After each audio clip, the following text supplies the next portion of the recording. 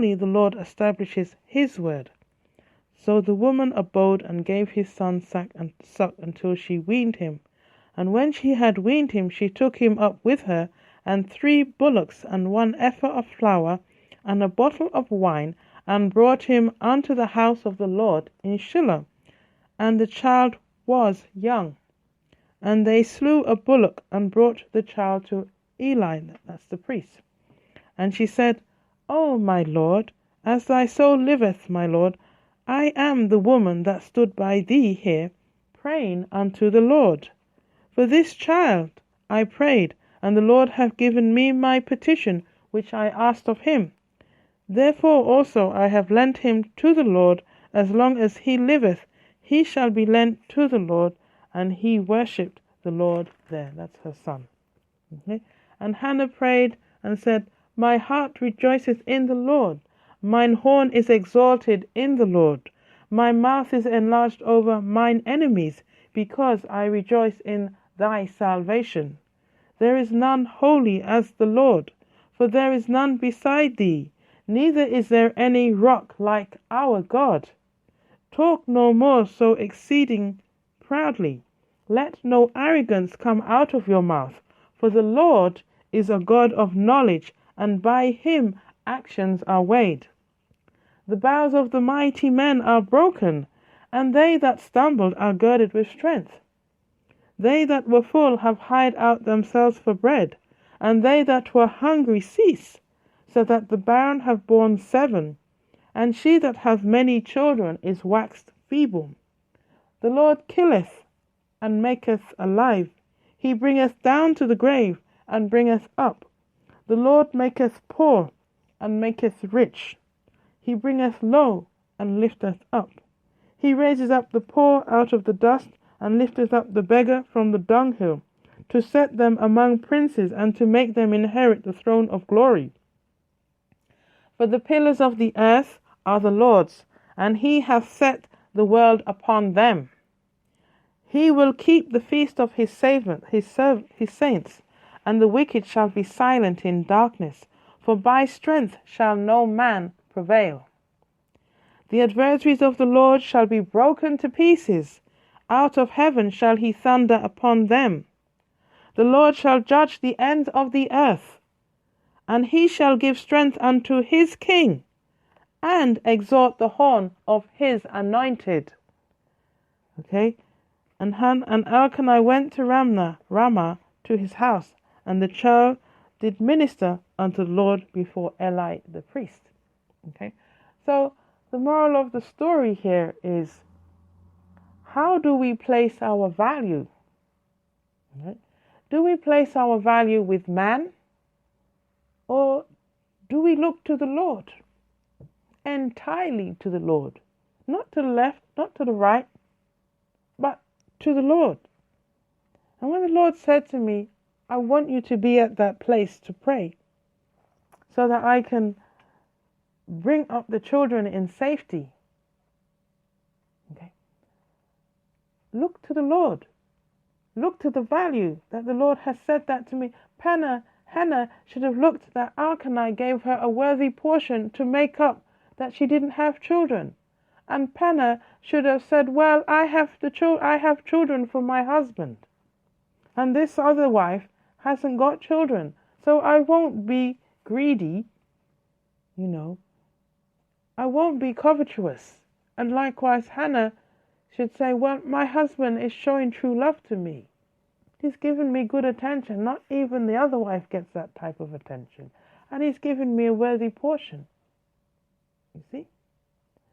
And rather than looking, I'm going to say, coming into the negative emotions, into the negative connotation. And how often do we have ourselves go into negative emotions where we begin to pull ourselves down needlessly?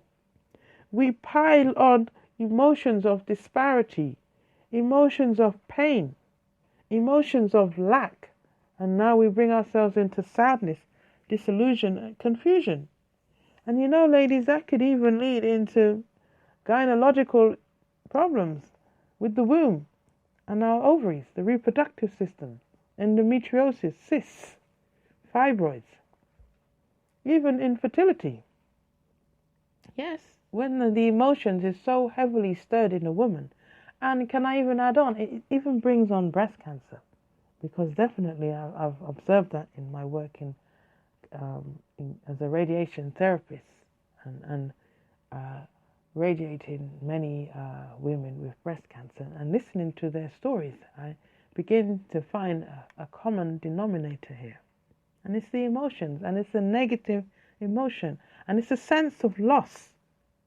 Because women, we are to add on, we are to increase, we are to be fruitful. And when a woman has a sense of loss, particularly, and I've listened to women with breast cancer, when they have a sense of loss with their partner or with the male counterpart, that really stirs the emotions in them.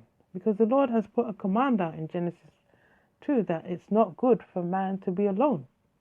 Okay, and then when he brought the woman to the man to eat, to Adam, he said it is good.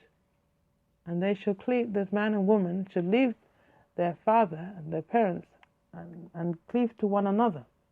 You see? So we come in twos, we don't really come in ones, so to speak. And a woman, she's to go on to bear fruit. And that part of her emotion can really be dented according to her image of self.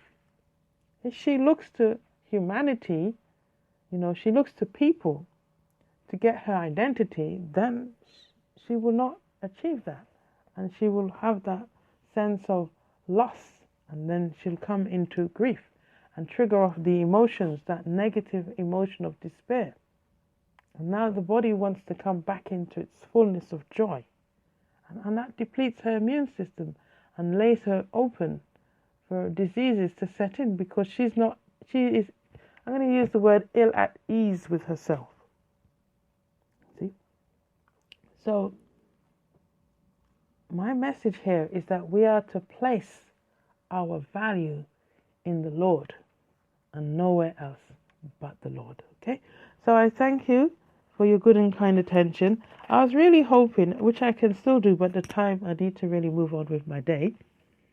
I wanted to return to Matthew chapter 6, where it says that, verse 20, but lay up yourself treasures in heaven, where neither moth nor rust doth corrupt, and where thieves do not break through nor steal. And the lesson that came out of it yesterday was what's in our minds and what's in our hearts. Because what's in our hearts, if I go on to read it, it says here, for where your treasure is, there will your heart be also. Yeah. So what's the value of the treasure that's in our hearts? And in order to give it value, we have to look to God. We have to look to the Lord. Yeah, according to the first book of Samuel, we have to look to the Lord to get our value. Peninnah, the first wife, though the husband was giving the second wife a worthy portion, if she'd look to the Lord, she would say, well, she hasn't got any children, so let it be. Because it must have been traditional to have more than one wife. Today's society is one wife. It's not a polygamous relationship. Yeah, it's one wife, one husband. Okay, but in those days, by reading the Bible, and there are cultures that are like that today, where the men are permitted to have more than one wife. Yeah. So if it's the tradition, it's the culture, then you accept it. You've grown up in an acceptance of this, and you kind of give one another support. So okay, she's not having children. So she could have seen it and said, well, maybe that's why the husband is giving her more love. But, love can be competitive. But what I'm saying, to overcome this, Peninnah in herself, seeing that they're going to worship the Lord as a regular, as a ritual, as part of their lifestyle, then the Lord should be the one to come first, and she would have found her value. Likewise, Peninnah, and she had focused on the Lord, then she would have seen that her love is to her husband, because it's from her husband that she will bear fruit, and not from Peninnah, you see. And so she would have come into joy much sooner. Likewise, myself, I heard the Lord. I was so unrested. There was no rest in me. But I picked up the phone and I spoke to a prophetic friend. We go to prophetic meetings, and the most that she could say to me was, well, keep listening to the Lord. Spend some time in your scriptures.